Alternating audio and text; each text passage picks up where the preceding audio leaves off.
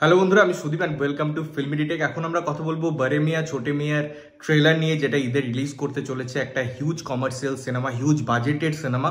এবং সাবজেক্টটা নিয়ে আমি যদি কথা বলি, সেই একটা গ্যাংস্টার যে এমনভাবে ইন্ডিয়াকে অ্যাটাক করতে চাইছে বা এমন ওয়েপেন দিয়ে অ্যাটাক করতে চাইছে, এমন বড় ধামাকা করতে চাইছে যেটা নাকি আগে ইন্ডিয়া দেখেনি। এবং তার জন্য দুজন সোলজার যে বেসিক্যালি সাইকো বা যারা বেসিক্যালি সাইকো তাদেরকেই দরকার পড়ছে। এবং সেখানে অক্ষয় কুমার এবং টাইগার শ্রফ আসছে। এবারে তারপর ঘটনা কিরকম ঘটছে, কি ক্লাইম্যাক্স হবে, তারা সেই জিনিসটা সলভ করতে পারবে কিনা, দেশকে বাঁচাতে পারবে না, এক্সেট্রা এক্সেট্রা, যেমন হয় সেই সব জিনিসই ট্রেলারের মধ্যে দেখানো হয়েছে। তো ট্রেলারটার মধ্যে কি কি জিনিস ভালো লাগলো, কি কি জিনিস খারাপ লাগলো, এইসব বিষয় থাকবে আলোচনা। দেখুন, ট্রেলারটা আমি যদি ভিজুয়ালি কথা বলি বা এরকম কমার্শিয়াল জনরার ফিল্মে যেরকম জিনিসপত্র দরকার, তার মধ্যে গুড ভিএফএক্স হবে, তার যে ডিটেলিংগুলো থাকবে, সেখানে ফাইট সিকোয়েন্স বা ফাইট কোরিওগ্রাফি দারুণ হবে, সেখানে যে স্টোরিটার মধ্যে ডেভেলপ, তার জন্য যে যে ইকুইপমেন্ট, তার জন্য যে যে দৃশ্যগুলো দরকার, যেসব লোকেশন ভ্যারিয়েশনগুলো দরকার, যেভাবে লার্জ স্কেলে শ্যুট দরকার, সেই সমস্ত এলিমেন্ট খুব সুন্দরভাবে আছে। এবং এটা একটা বড় বাজেটের সিনেমা, একটা দামি সিনেমা। এই ফিল গুড ব্যাপারটা অবশ্যই বুঝতে পারা যায় এবং সেটা দেখতেও ভালো লাগে। সেটা আমরা যখন কনজিউম করি সেই ব্যাপারটা অবশ্যই আসে। এবং ট্রেলারের মধ্যে এই শর্টগুলোর যে ভ্যারিয়েশন আনা হয়েছে, তার মধ্যে যে ডিটেলিং আনা হয়েছে, যে ম্যানার আনা হয়েছে, সেটা অবশ্যই ভালো।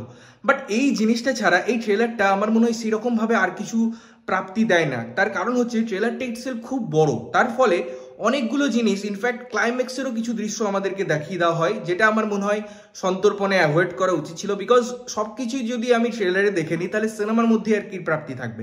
হ্যাঁ, কিছু কিছু সিন হয়তো ওই বড় পর্দায় এক্সপিরিয়েন্স করার জন্য, টিজ করার জন্য দেওয়া হচ্ছে, ইটস ওকে। বাট সবটা দেখিয়ে দেওয়ার প্রবণতা বারবার, যেটা আমরা দেখছি বিভিন্ন সিনেমার ক্ষেত্রে, এবং সেটা নিয়ে বারবার বলছি যে এই জিনিসটা করার দরকার নেই, তো সেটা আমার মনে হয়েছে। ইনফ্যাক্ট এর যদি আমি ডায়লগের কথা বলি, তার যদি এক্সিকিউশনের কথা বলি, রাইটিং লেভেলের কথা বলি, এমন কিছু ডায়লগ আমাদেরকে আকৃষ্ট করায় না, বা মনে হয় না যে এরকম ডায়লগ আমরা আগে শুনিনি, এরকম ডায়লগ নিয়ে আগে আমরা কথাবার্তা হতে দেখিনি। তো বেসিক লেভেলে এটা, আমি যদি সিনেমার প্রেজেন্টেশন ওয়াইজের কথা বলি, তার যদি ভিজুয়াল এবং গ্রাফিক্স এবং অডিওর সিঙ্কের কথা বলি, সেগুলো অবশ্যই দুর্দান্ত লাগছে। বাট তারপরে নেক্সট কি, সেই যদি একই গল্প সার্ভ করা হয়, তার মধ্যে যদি নতুনত্ব কিছু না থাকে, বা নতুনত্ব থাকলেও সেটার প্রেজেন্ট করার ধরনে যদি নতুনত্ব কিছু না থাকে, তাহলে আমার মনে হয় নতুন করে সার্ভ করার কিছু থাকে না। এবং এই যে নতুনত্ব নিয়ে আমি কথা বলছি, সেক্ষেত্রে কি করতে হবে, এমন কোনো জিনিস দেখাতে হবে, এমন কোনো টুইস্ট দিতে হবে, বা এমন কারো ইনভলভমেন্ট দেখাতে হবে, যেটা হয়তো আমরা আশা করি না, বা আমাদের জন্য একটা সারপ্রাইজিং এলিমেন্ট হয়ে উঠে আসে। বা তার ডায়লগসের মধ্যে এমন কিছু জায়গা দিতে হবে। তার যদি আমি এই ব্রিদিং স্পেসের কথা বলি, সেখানে হয়তো আমি কিছু কমিক অ্যাঙ্গেল ঢোকালাম, বা যদি আমি কমিক অ্যাঙ্গেল না ঢোকাচ্ছি, যদি রোমান্স ঢোকাচ্ছি, তো সব কিছু মিলিয়ে ওই যে ব্রিদিং স্পেসটা, ওটাই ইম্পর্টেন্ট খুব। কারণ একই ধাঁচের গল্পে যদি শুধুমাত্র মারামারি দেখিয়ে যাওয়া যায়, কোথাও গিয়ে সেটা মোনোটোনাস হয়ে যায়। এবং এই ট্রেলারটি কিন্তু সেই জায়গায় মোনোটোনাস হয়ে গেছে, বিকজ প্রচুর ফাইটিং সিকোয়েন্স, ওভারলোডেড জিনিসপত্র হয়ে গেছে, যার জন্য আমাদের ওই একটা ব্রিদিং স্পেস দেয় না ট্রেলারটি ইটসেলফ। তো আমি চাইবো সিনেমার মধ্যে যেন এরকম না হয়, এবং আমি সেটা আশা করবো যে এরকমই করা হয়েছে। বাকি আমার ট্রেলারটা ডিসেন্ট মনে হয়েছে, এবং অবশ্যই সিনেমাটা দেখার প্রতি একটা আকর্ষণ ক্রিয়েট করে।